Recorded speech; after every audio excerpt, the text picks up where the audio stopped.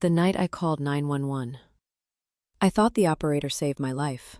I didn't realize until later she was guiding him through my house. It started just after midnight, a noise downstairs. Not loud enough to wake someone else, just loud enough to wake me. Like a door closing carefully. Not slammed, not forced. Closed slowly. By someone who didn't want to be heard. I stayed in bed for almost a minute, listening, waiting for another sound. Then I heard footsteps, inside my house. I locked my bedroom door, grabbed my phone, and called 911. The operator answered immediately. Her voice was calm, too calm. She said, "Tell me exactly where you are." So I told her, "Upstairs, bedroom, door locked, lights off." She said, "Good, stay quiet." The footsteps downstairs stopped. Then they started again, slower this time, closer. The operator asked me something strange. She asked, "Are you near the hallway stairs or the back stairs?" I froze, because I hadn't told her there were 2 staircases. I said, "How did you know that?"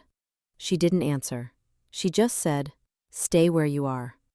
Then she told me something I didn't expect. She said, "You shouldn't stay upstairs." She told me to move, quietly, to the laundry room. She said it would be safer. So I listened. Because she was the operator. Because she was supposed to help me. Because she sounded like she knew my house better than I did. Once I was inside the laundry room, she started asking questions again. Very specific questions. Was the back door locked? Were the kitchen lights on? Was the hallway clear behind me? At the time, I thought she was helping the police. Now I know something else. She wasn't asking where I was. She was asking where I wasn't. While I was answering her, the footsteps downstairs changed direction. They weren't random anymore. They were moving straight toward me, room by room, door by door, like someone searching with instructions. Then the operator whispered something, so quietly I almost didn't hear it. She said, "He's close now." The footsteps stopped outside the laundry room, right outside the door. I held my breath, waiting for the handle to move, waiting for the door to open. Instead, the operator spoke again, very softly. She said, "Open it." That's when everything changed, because she didn't sound afraid. She didn't sound urgent. She didn't sound like someone trying to save me. She sounded like someone finishing instructions. I whispered, "Why would I open it?" And she answered immediately, like she already knew I would ask. She said, "Because he's been waiting." Then I heard something else. Not outside the door, not inside the house, inside the phone.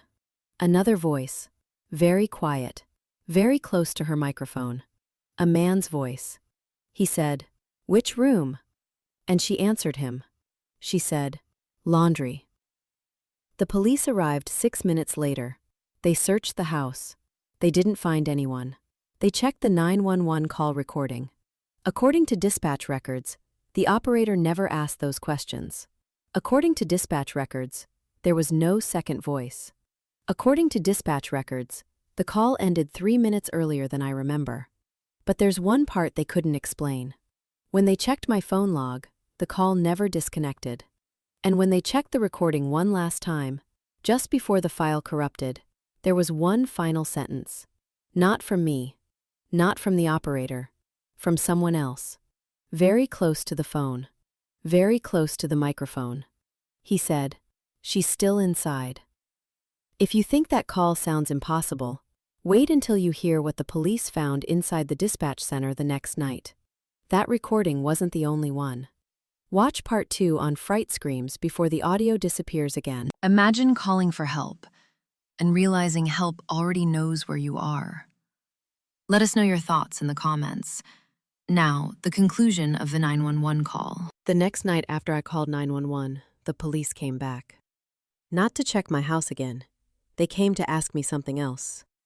They asked me to listen to the recording because, according to dispatch records, the operator I spoke to that night was never working. They showed me the shift schedule. Every operator assigned that night, every workstation filled, every headset accounted for, except one. The line that answered my call didn't belong to anyone on duty. The call existed. The timestamp existed. My address existed in the system. But the operator who spoke to me did not. Then they played the recording. At first, everything sounded normal.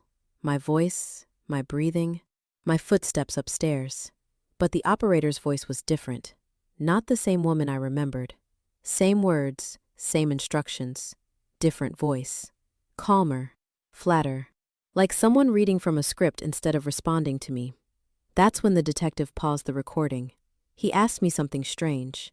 He asked, "Did she tell you to go downstairs?" I said yes. He said, "She never says that here." According to dispatch records, the call ended 3 minutes earlier than I remembered. 3 full minutes missing. 3 minutes where the operator told me to move to the laundry room. 3 minutes where the footsteps followed me. 3 minutes where the second voice spoke. None of it existed in the official recording, but it still existed on my phone. They asked if they could copy the file, so I handed them my phone. 2 days later, they called me again. They said something I didn't expect. There were 2 recordings, not one. The first file matched dispatch records. The second file started exactly where the first one ended. And that file shouldn't have existed at all. The second file contained the voice I remembered, the operator, the footsteps, the whispering, and the man's voice near her microphone. When they enhanced the audio, they identified him. He wasn't inside my house. He wasn't inside dispatch. He wasn't anywhere near my phone. He was already in custody, across the city, at the exact same time the call was happening. The man they identified had been arrested earlier that night, breaking into another house, across town. Same method, same time frame, same pattern. He entered quietly, moved room to room, and waited for the homeowner to call 911. Because according to his statement, someone always told him where to go next.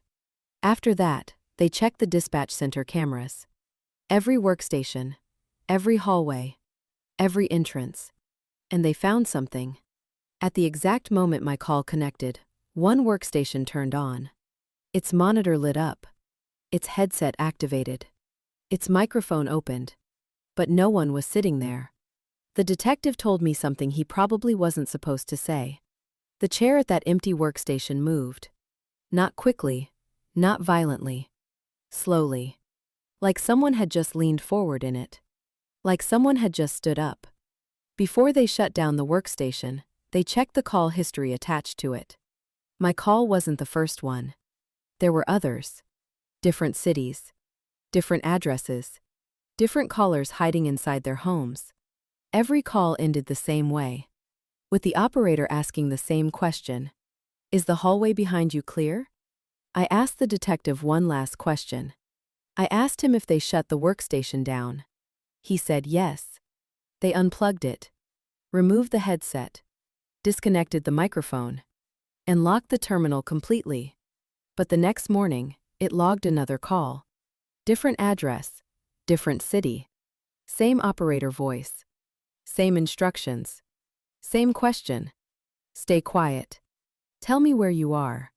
Is the hallway behind you clear?"